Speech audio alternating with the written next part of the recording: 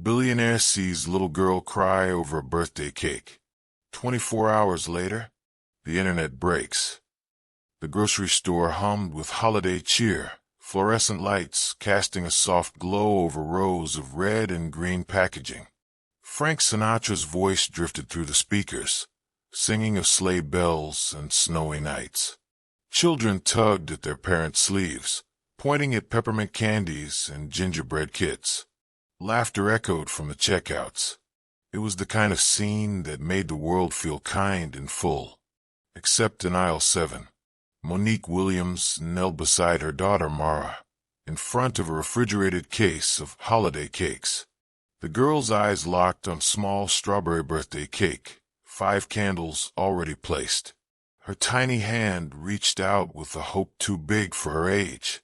Monique placed a gentle hand over hers. "Baby, we can't buy the cake today," she said softly, keeping her voice even. "Maybe next year." Mara blinked fast. She nodded like she understood. "It's okay, Mommy." But the tremble in her voice gave her away. A few feet away, a man in a navy suit scrolled absently on his phone. Steve Davenport, billionaire real estate developer, Forbes cover regular, and lately emotionally adrift. He wasn't supposed to be here. An assistant normally handled errands like this, but something had pulled him out of the office today. He wasn't sure what. A strange restlessness, a silence in his chest he hadn't been able to name since his father passed last spring. He was checking a message that didn't matter when he heard it. "Mom, we can't buy the cake." A child's voice. Fragile, accepting what she shouldn't have to. Steve looked up, and for the first time in months, he actually saw. The little girl's fingers still hovered near the glass. Her mother knelt beside her, silent, shoulders squared as if shielding her daughter from more than just disappointment. Something in that image, the courage and brokenness, pierced straight through the numbness Steve had worn like armor. He couldn't explain it, but something moved inside him. A memory, a whisper. Something old and sacred, like the echo of a prayer he'd forgotten how to say. He stood frozen, phone forgotten in his hand, as if that one moment had cracked open the life he'd been sleepwalking through. And then, his name was called over the intercom. Loud, abrupt, jarring. "Mr. Davenport, you have a call on line 3. But Steve didn't move. He kept staring at the mother and child, not realizing that from this moment on, nothing in his life would ever be the same again. Before we begin, please hit the like button so this story can reach someone who needs hope today. And if you enjoy emotional, life-changing stories like this, make sure you subscribe. It helps more than you know. Steve Davenport walked out of the dessert aisle like a man haunted. But her voice lingered. "Mom, we can't buy the cake." He tried shaking it off, heading for the exit, weaving past shopping carts and holiday displays. But the moment clung to him like the smell of cinnamon in the air, sweet, piercing, and uninvited. By the time he stepped into the cold December air, he wasn't just remembering the girl. He was remembering himself. There was a birthday when he turned 10. No cake, no candles. His mother hadn't come home that night. His father was too drunk to notice. Steve had lit a match in the kitchen, stuck it in a half-eaten dinner roll, and whispered, "Happy birthday," to no one. He had promised himself 2 things that night. He would become rich enough never to need anyone, and he would never let a child feel that kind of emptiness, if he ever had one. The Bentley's engine purred as he drove toward the city skyline, but the car felt colder than the air outside. His penthouse, 39 floors above Manhattan, was spotless. Designer everything. Floor-to-ceiling windows. A home that looked perfect in pictures and felt like a mausoleum in real life. He poured a glass of bourbon and let it sit on the counter untouched.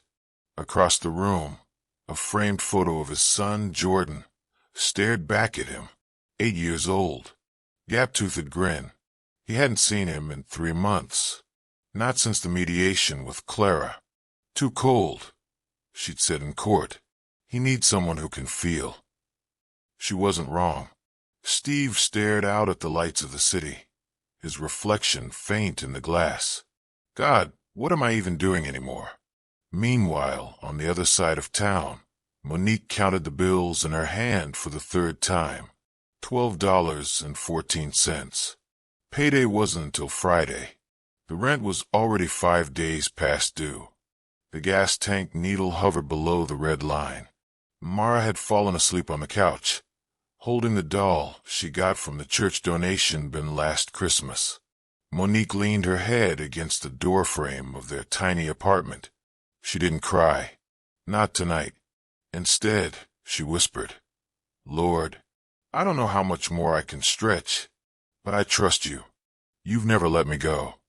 She didn't know that across the city, a man who hadn't prayed in years was sitting in silence, asking the same question.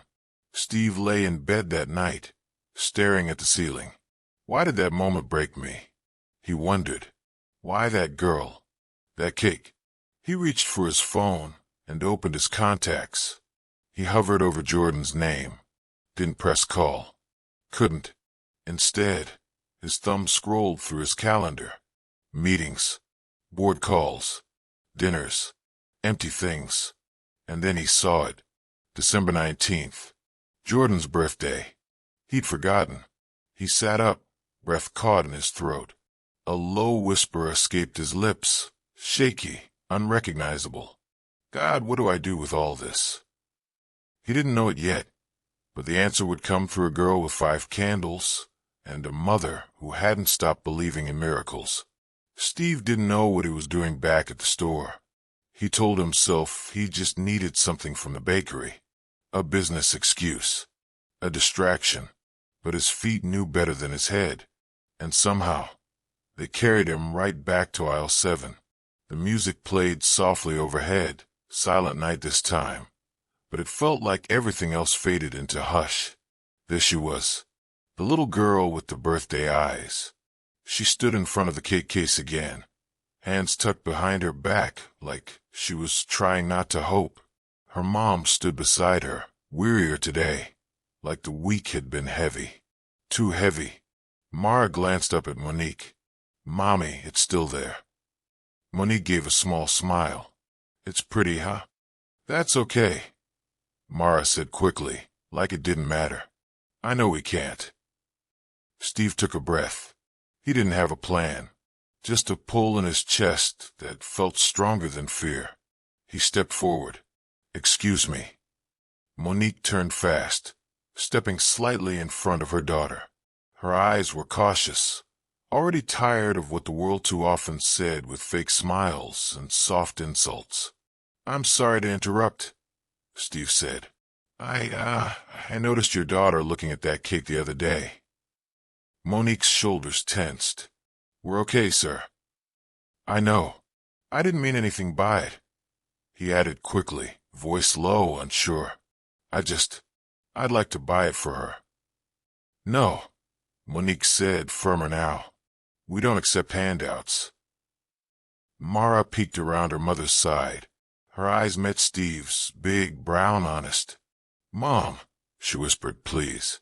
It's just a cake. Steve knelt down slowly, meeting her at eye level. It's your birthday, right? She nodded shyly. He offered the softest smile he could manage. I didn't have many cakes when I was your age, but I remember every one I missed. Monique's eyes flicked toward the floor, pain wrestling with pride. You don't have to do this, she said, quieter now. I know, Steve replied gently, but I want to. A long pause stretched between them. Mara looked up at her mom, hope trembling just behind her lashes. Finally, Monique nodded. A single word, barely above a whisper. Thank you. Steve stood and reached for the cake. He handed it to Mara like it was the crown of the world. Her face lit up with something too bright for words.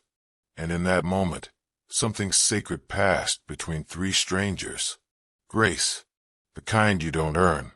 The kind that finds you when you don't expect it. Later that night, Steve sat in his car in the parking lot, hands still resting on the steering wheel, watching the snow begin to fall. He hadn't felt this human in a long time, and somewhere deep inside, a prayer stirred where none had been for years. Lord, if you're still there, thank you for today, for her, for a second chance. Wait right here, Steve said with a smile, his voice lighter than it had been in years. Before Monique could ask what he meant, he was already wheeling a cart toward the seasonal aisle. Mara clutched the small strawberry cake like it was the most precious thing she'd ever held. Her eyes followed Steve as he moved with quiet determination, scanning shelves like a man on a mission. First came the balloons, shiny, colorful, shaped like stars and cupcakes. Then birthday candles, not the plain kind, but ones that sparkled when lit. He added a giant plush teddy bear with a red ribbon around its neck and a stack of frosted cookies covered in sprinkles. Then he turned the cart around and headed straight for the bakery again. "Sir," Monique began, her voice breaking. "You don't have to." But Steve just gave her a look.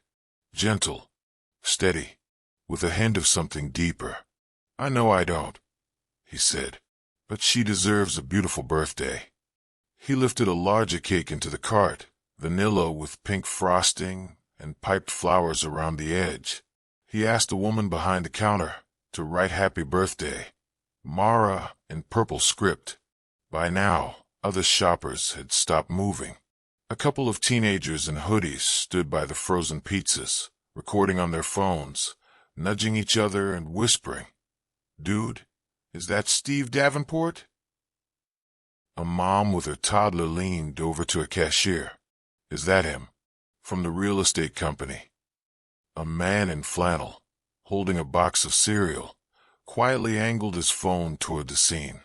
But Steve didn't notice.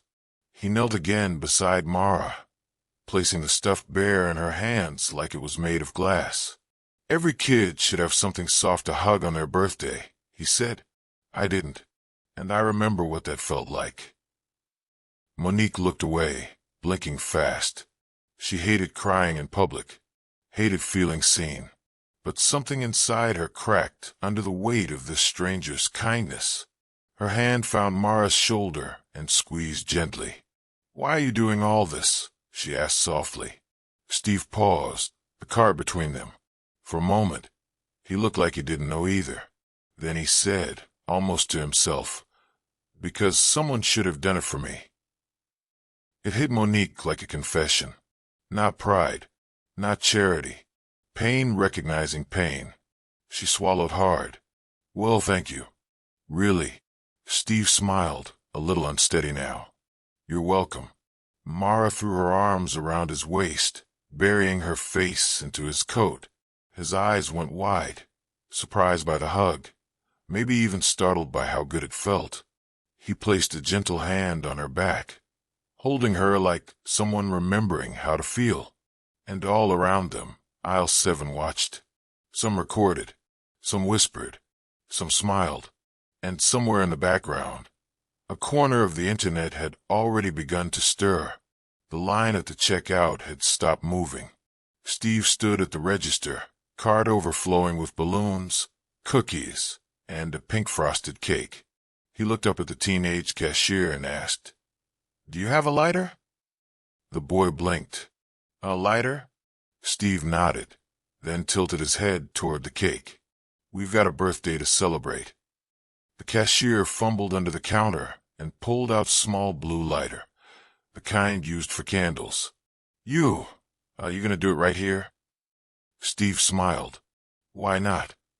He turned, holding the lighter in one hand, the cake in the other, as he walked back toward aisle 7, now filled with curious onlookers pretending to shop.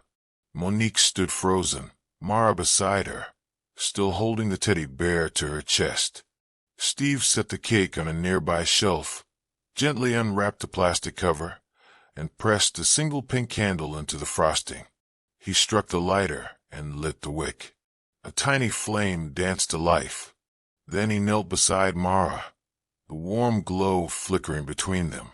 "All right, birthday girl," he said softly. "Make a wish."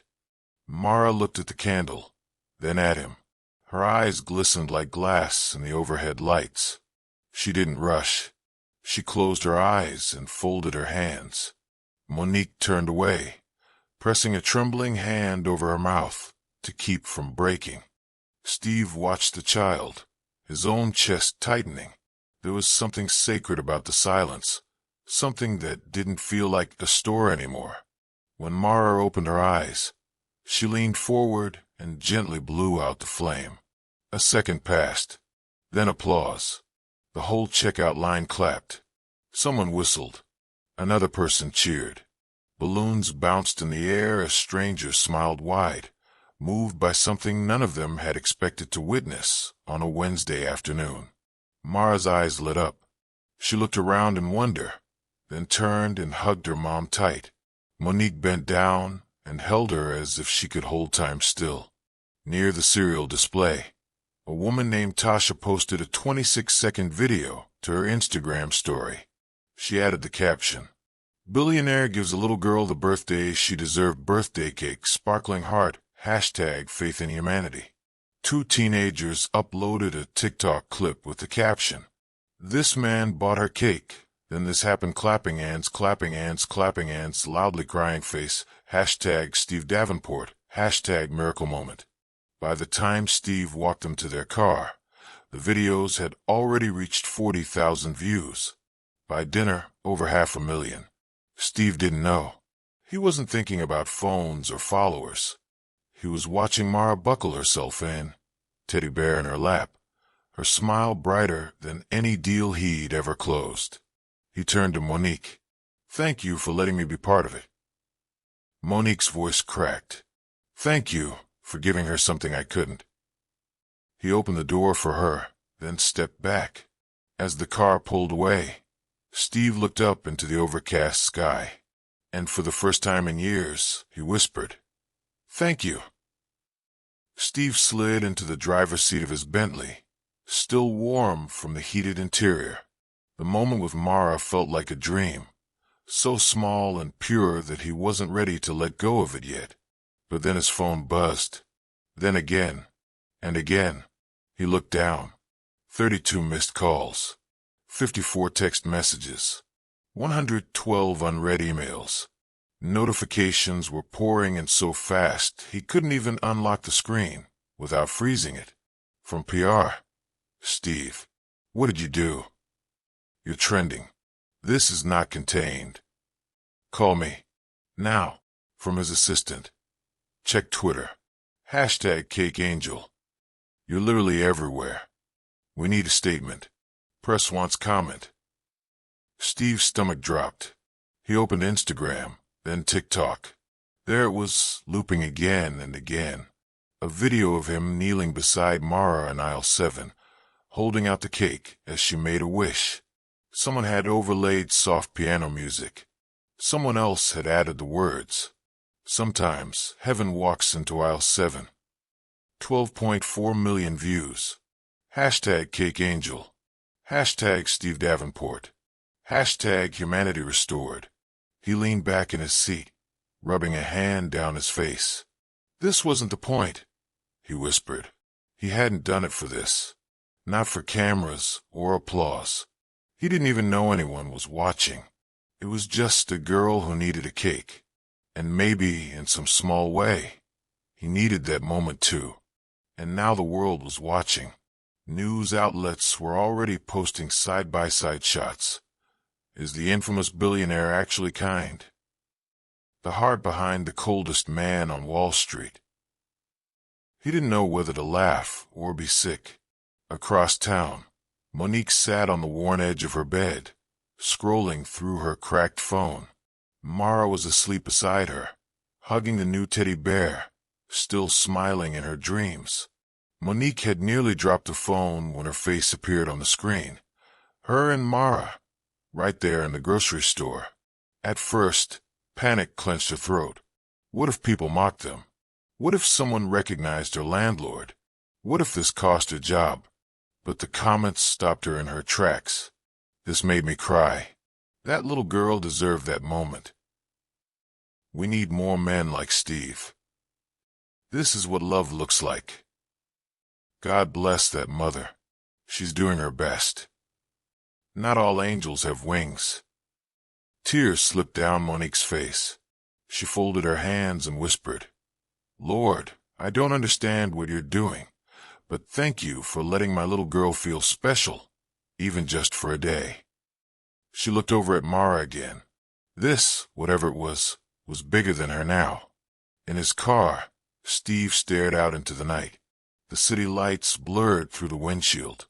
He had spent a lifetime building walls between himself and the world, and somehow, one candle and a cake had torn it all down. He whispered, not even sure who he was talking to. Am I supposed to do more? The next day, Steve stood on a cracked sidewalk in a part of town his car had never been before. His navy overcoat fell out of place next to the graffiti-stained brick buildings and chain-link fences, but he didn't care. In his hands was the half-empty cake box from yesterday, the one Mara hadn't finished. The frosting was smudged, the candle gone, but he couldn't throw it away. Something about it felt holy. He looked up at the small apartment complex, the address scribbled on a sticky note from his assistant. He took a breath and walked up the steps.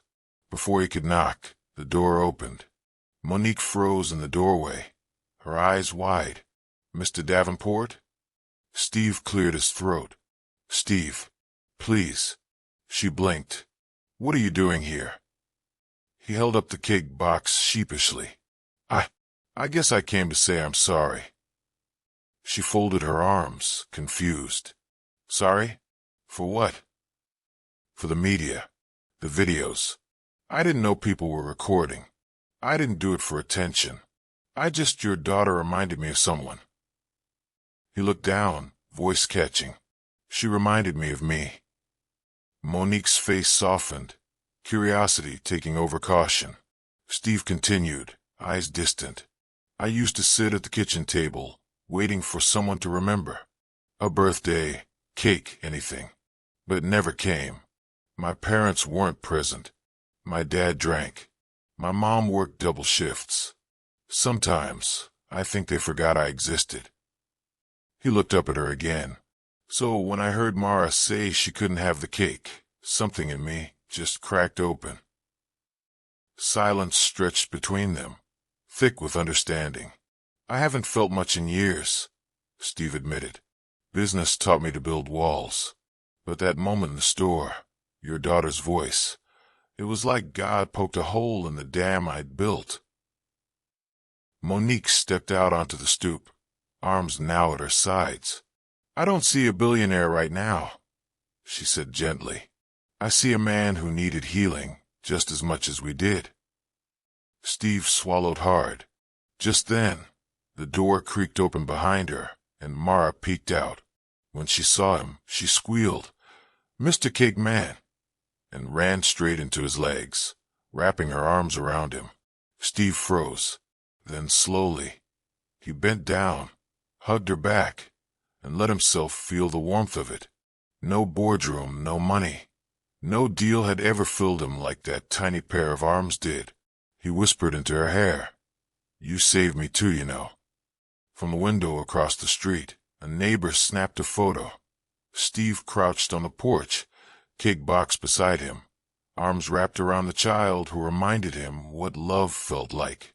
He didn't know yet that the photo would go viral by nightfall, but in that moment he didn't care. He had found something he didn't know he'd lost. Connection. The press called it a publicity stunt. Steve called it redemption.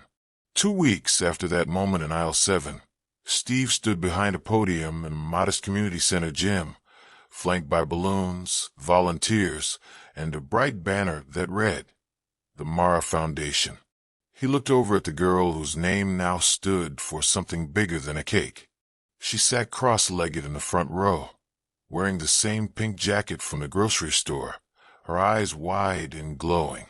This foundation, Steve said, voice steady, We'll make sure no child goes without the joy of being celebrated on their birthday. We're starting right here, in this city, but the goal is national, because no kid should feel forgotten." The room erupted in applause. Monique wiped a tear from her cheek.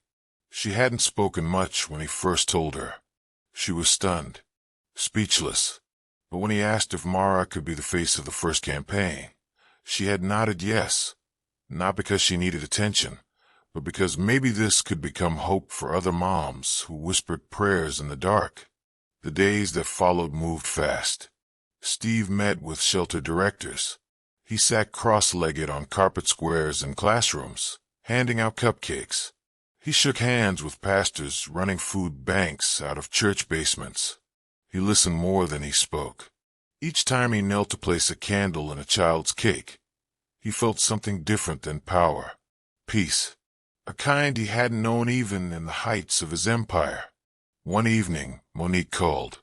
"Mara's birthday dinner is tonight," she said. "Just something small. Spaghetti, if you're free." Steve paused. "You sure?" She asked if you were coming. "I figured I'd ask." He didn't bring a driver. No gift bag. Just himself. The apartment smelled like garlic and butter. Gospel music played low on a speaker. Paper plates were stacked beside a bowl of noodles. A single candle flickered on the kitchen table. Monique stirred sauce on the stove, smiling like a woman who'd finally exhaled. Mara ran up and pulled him by the hand. "Come sit." And he did. At a plastic table, on a mismatched chair, with a little girl on one side and her mother on the other. They prayed before the meal. Monique led with a short, heartfelt blessing. Steve bowed his head, eyes closed longer than he needed to. They laughed over spaghetti, sauce smudged on Mara's chin. Steve told a story about burning toast as a teenager. Monique nearly spit her water out laughing. In that moment, Steve didn't feel like a billionaire. He felt like a man who had been given something money couldn't buy. A seat at a real table. A glimpse of real joy. The gymnasium buzzed with excitement. Streamers hung from the rafters, folding chairs lined up in rows, and the scent of cupcakes and popcorn filled the air. Laughter echoed against the walls as children with party hats ran between tables, clutching balloons and favor bags. It was the Mara Foundation's first citywide birthday event. Every child in attendance was there to be celebrated, regardless of their past, their income, or where they came from. Steve stood behind the stage curtain, adjusting his blazer with a nervous breath. This wasn't a boardroom. There were no suits, no shareholders, just families, kids, and cameras. He peeked toward the front row.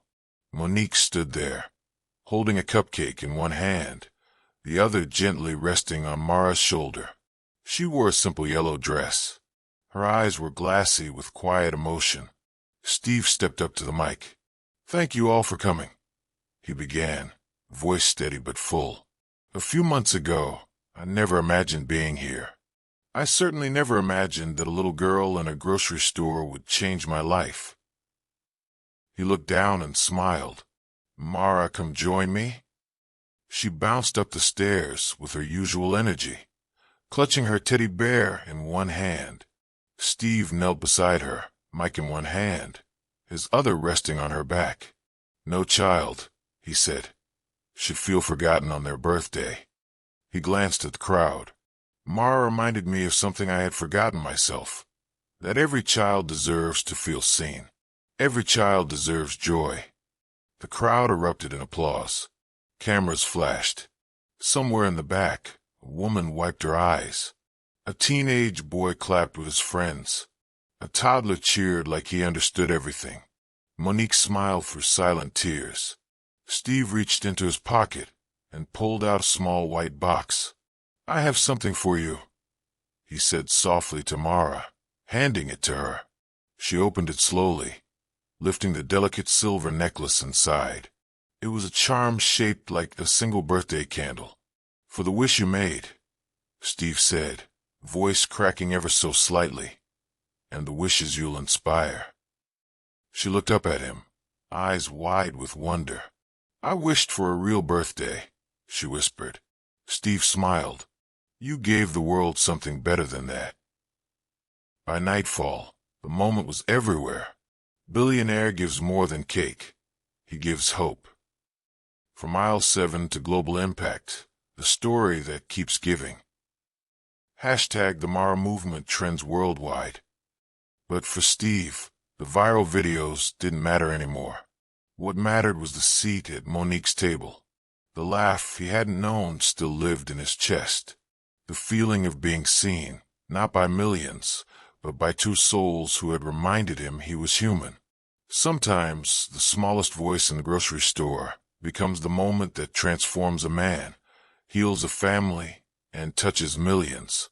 Sometimes the cake you can't afford becomes the miracle the world needed to see. And sometimes grace shows up between balloons and paper plates, reminding us that no act of love is ever small in the hands of God. If this story moved you, please like it. Every like helps this message of hope reach someone who might need it today. And make sure to subscribe so you never miss another life-changing story. Thank you for being here.